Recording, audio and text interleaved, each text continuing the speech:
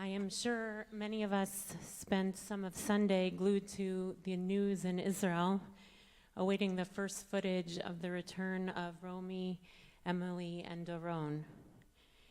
Late in the day, a video had been put together showing their reunions with their mothers.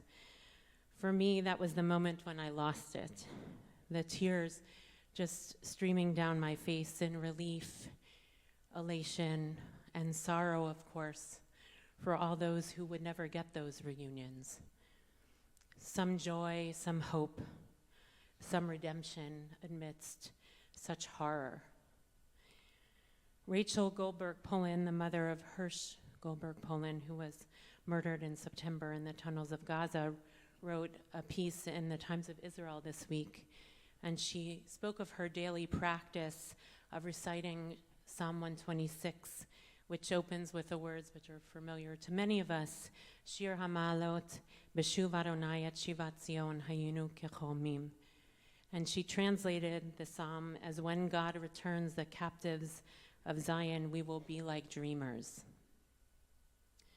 She writes, for over a year, when I have said this psalm, I have tried to say it with the most concentration I could muster. And sof kol, sof kol, sof kol. At last, at last, at last, here we are. She wrote, but it is just the beginning, and it cannot be the end. And tomorrow, we are all praying that Karina Arev, Daniela Gilboa, Naomi Levy, and Leary Elbag will have the reunions with their families too, and that it will not and cannot be the end. Not for the hostages who will remain in Gaza, not for the need to end this war, which has caused so much pain, horror, and destruction, so that there might be an end and that Israelis and Palestinians can rebuild and hope for a different story. This week's parasha, Va'era, opens with the words, Va'era el Avraham, el Yitzchak, ve'el Yaakov, ve'el Shaddai, u'shmi Adonai lo nadati lahem. I appeared to Abraham, Isaac, and Jacob as El Shaddai, but I did not make myself known to them by my name, Adonai. Rashi has an interesting, kind of quirky comment on the word Va'era, I appeared. He says, to the Avot, to the patriarchs, which is kind of an odd statement because it says who God appeared to, Abraham, Isaac, and Jacob. So commentaries upon Rashi ask, why does Rashi say Avot? Why does he say that God appeared to the patriarchs when they're already told who God appeared to? The Chatam Sofer writes the following. Rashi writes, I appeared to the Avot. The word Avot is normally used for the forefathers.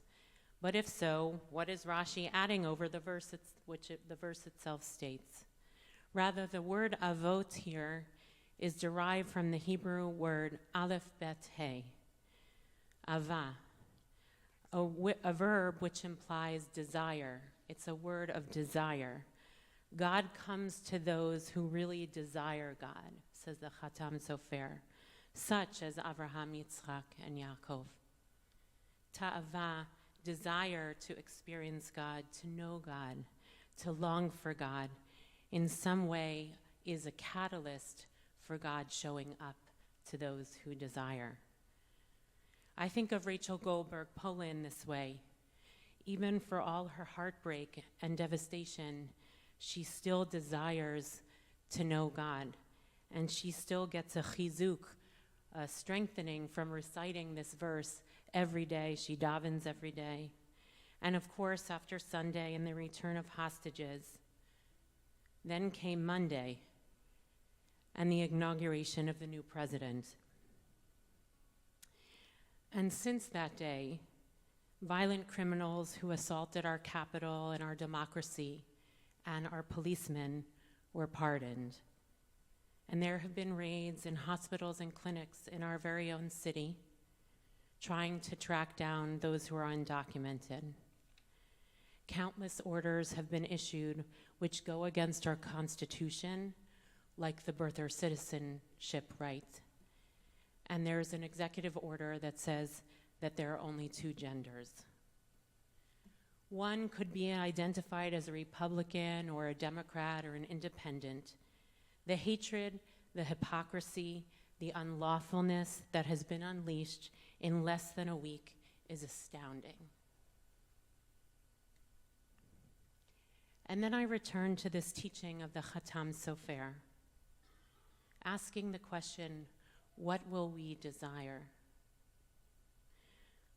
Do we really want a country, a world like this? And do we really desire redemption? Do we really desire for all human beings to be created in the image of God? And if so, will we desire to let God in? Will we desire to not stop looking for that redeemed world? This week's parasha also contains the psukim of which the 4 cups of wine are connected to on Pesach, the famous 4 names of redemption, V'hotzeti, V'hitzalti, V'ga'alti, V'lakachti. And you took me out, and you saved me, and you redeemed me, and you took me forth. Redemption is not one miraculous event, not even in the Exodus as it's described in this book that we entered last week. It is a step-by-step process that awakens us to the possibility of moving forward. This may be the beginning, but it is certainly not the end. But it will only not be the end if we desire something different. If we will desire an end to injustice, if we will desire a hunger for peace, if we will desire dignity and love, compassion and mercy. We must desire redemption. We must desire God. We must desire something that is good and righteous and holy, and we must not be deflated.